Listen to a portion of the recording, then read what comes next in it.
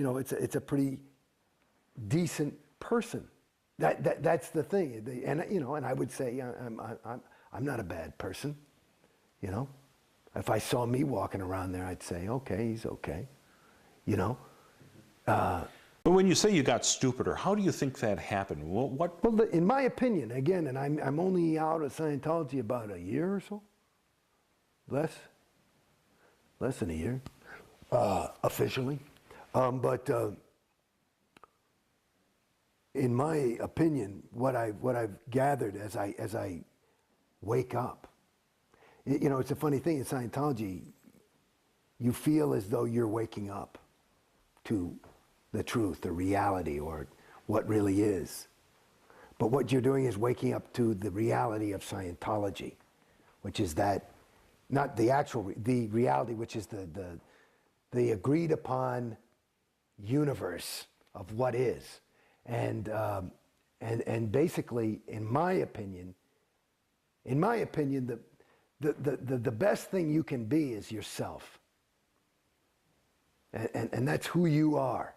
And that, there's degrees to which you can actually become yourself. And that's probably what the whole spiritual interest is. For me, I don't really know. But what Scientology, the trick of it is, it makes you feel as though you're sold that you're actually becoming yourself. But what you're actually becoming is, my name's Jason Beghe. I was becoming Jason Beghe, the Scientologist, rather than just, not even Jason Beghe, but me. And the trick is, and you say, how do you fall for this shit? Go back to my first fucking win. Because it's me. It's me. And so there is you. But then it's you are through, I can't explain it, pressure of the group, or this is the thing I'm trying to get, because I've never been like a guy, well, I got to get a pair of those shoes because everybody's wearing them. It's not been, I've been always, I got to find my own if everybody's wearing those things.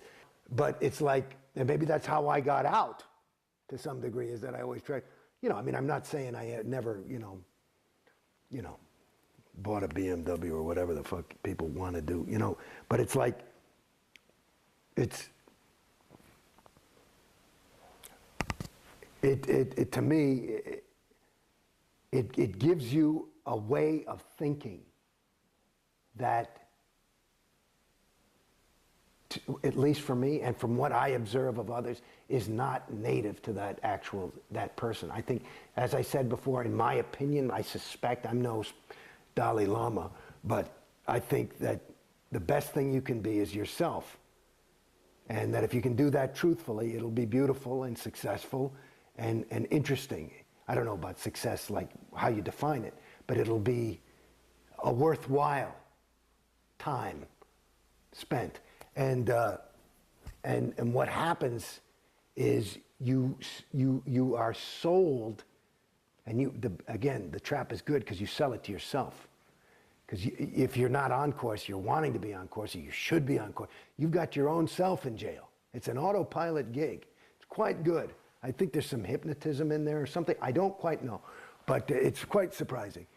And so at the end of the thing, you end up being, like here's an example.